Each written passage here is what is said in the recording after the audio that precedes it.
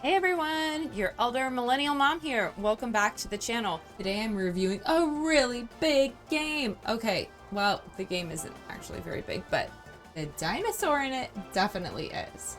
Today's game is Gigantosaurus Dino Sports.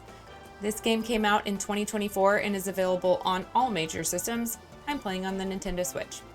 It's a party game with 8 mini games, supports up to 4 players, and has 2 additional modes that you can unlock. You can play it solo, or you can play with a whole crowd. Players can choose to play in kid mode or grown-up mode, which is an interesting detail and I'll talk about a little bit later. If your kids are familiar with the TV show, they'll love seeing the characters show up in new settings with a fresh story. You can play as Mazu, Rocky, Bill, or Tiny as they compete in a series of Olympic-style events for the legendary Cutscenes tell the story where 2 characters, Kror and Todor, try to steal the pineapple rather than earn it. With some silly humor and 2 announcers giving sports-style commentary, the game builds up to the crowning of the true winner of the Golden Pineapple, which could be you or your kids.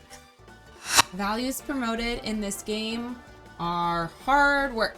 It's a big theme here. The characters who try to get the pineapple through sneaky shortcuts fail and realize later that they could have gone about it in a different way that didn't hurt themselves or others. The game also promotes happiness and fun through the minigames and humorous story. Skills. Kids can practice hand-eye coordination through aiming at targets, timing button presses, and solving little challenges as they play through the mini-games. Perseverance is also an important skill practice in this one. Kids won't win every competition, but the game is forgiving and never shames players for not taking first place.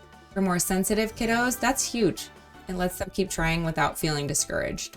This game is not an explicitly educational game. There are leaderboard points being calculated as the game progresses, and a few of the minigames do rely on speed and point accumulation, which will appear on the screen, so that's an added educational bonus. In the extra content, there are simple 4x2 puzzles that support basic problem solving and attention to detail, but nothing academic or curriculum based in this game. Let's get into conflict and competition. This game is built entirely around competition. Players race against each other or against the computer to win the mini games or Olympic events and earn trophies. That can be tough for some kids. Remember that kid versus grown-up mode I mentioned earlier? Kid mode gives a noticeable advantage. When my husband was playing with our 6 and almost 4-year-old, he legitimately lost some of the races to the kids.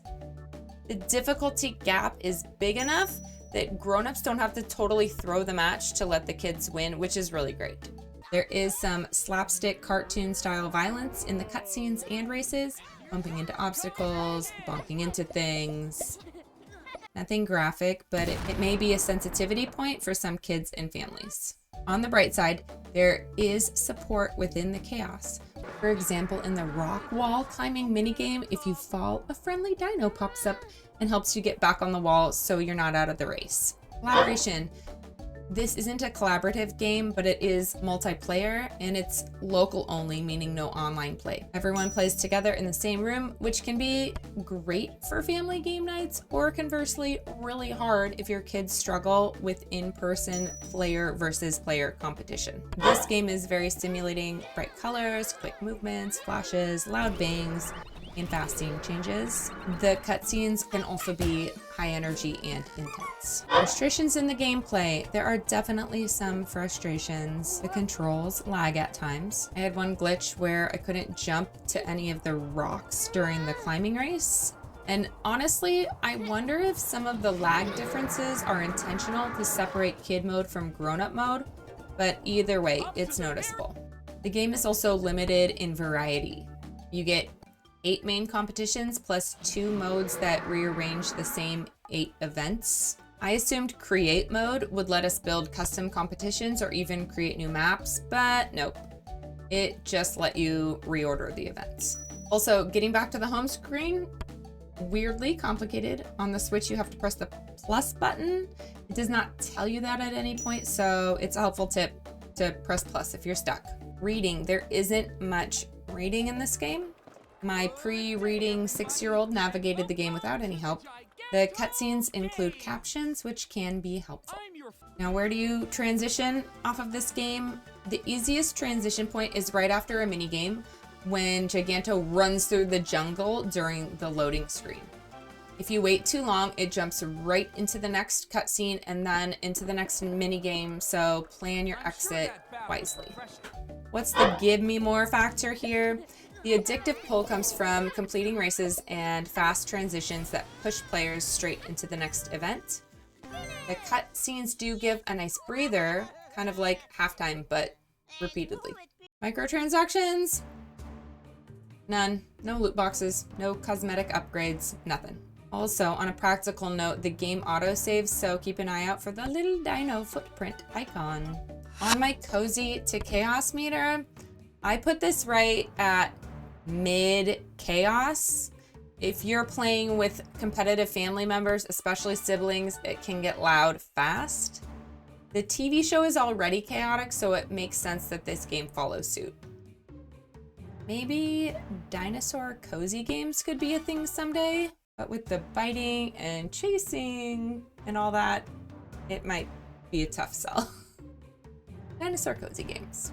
So that's my parent review of Gigantosaurus Dino Sports. A colorful, chaotic, kid-friendly competition with some clever difficulty balancing, a few glitches, and enough dino energy to power a small theme park. If you enjoyed this review, found it helpful, or just like hanging out with me, your elder millennial mom, hit that like button, subscribe, and tap the notification bell so you won't miss the next one. And remember, hard work pays off. But in this game, a friendly dino will still pick you up when you fall. Hopefully, happy gaming!